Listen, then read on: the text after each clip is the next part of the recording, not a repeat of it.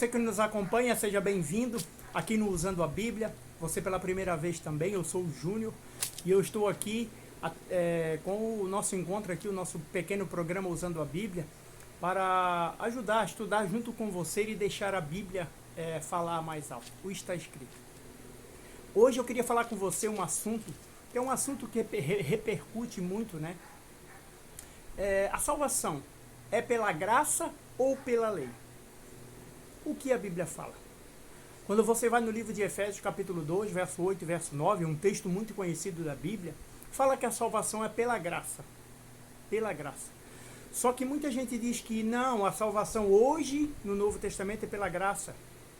Porque Jesus morreu, né, na cruz, e a salvação é pela graça. E no Antigo Testamento a salvação era pela lei. Mas nós não encontramos nenhum texto na Bíblia falando que a salvação era pela lei. Quando você vai no livro de Gênesis, capítulo 6, verso 8, fala assim: porém Noé achou graça diante do Senhor. Achou graça. Quando você vai no livro de Êxodo, capítulo 33, Êxodo capítulo 33, verso 13, fala assim, ó: agora, pois, se achei graça aos teus olhos, rogo-te que me faças saber neste momento o teu caminho, para que eu te conheça e ache graça aos teus olhos, e considere esta nação o teu povo. Então, a salvação é pela graça. Desde o Antigo Testamento, a salvação é pela graça. Queria citar outro texto bíblico que se encontra no livro de Salmos, capítulo 6, verso 4, que vai falar a mesma coisa. Salmo capítulo 6, verso 4. Volta, Senhor, e livra-te a minha alma. Salva-me por tua graça. Quando você vai no livro do Apocalipse, capítulo 3, verso 8, diz que o Cordeiro foi morto desde a fundação do mundo. Então a salvação toda a vida foi pela graça. Tem um texto muito conhecido, alguns na verdade, mas um deles eu queria dividir com você, que se encontra em Salmos capítulo 25, verso 5. Salmos capítulo 25, verso 5, que fala assim: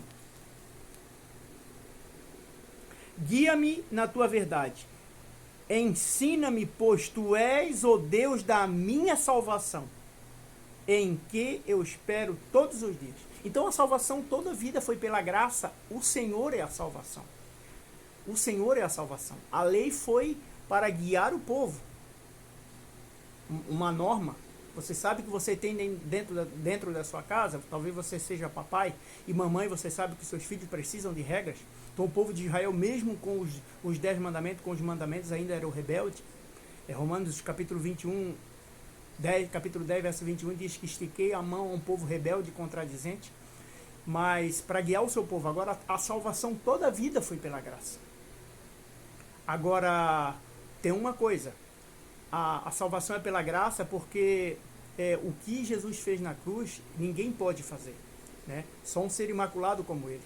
E nós acreditamos isso através da fé, né? Temos evidência através da Bíblia, do livro que conhecemos, que seja inspirado por Deus, e a fé é a base de tudo, né? Abraão é chamado em Romanos capítulo 4, verso 11, de o pai da fé, né? Agora, se só acreditar já basta, as coisas não funcionam assim também. Por quê? Porque quando você vai no livro de Judas, verso 4, fala de uma graça barata. Em Judas, verso 4, Deus deixa uma advertência para mim e para você, que é muito interessante, ó. Judas, verso 4. Olha que texto interessante esse Judas, verso 4. Pois certos indivíduos introduziram com dissimulações, os quais desde muito foram antecipadamente pronunciadas para estas conhecidas. Homens ímpios que transformaram em libertinagem a graça do nosso Deus. Então, a graça não é para se transformar em libertinagem. Não é uma graça barata. Deus precisa de ordem, decência e ordem, compromisso.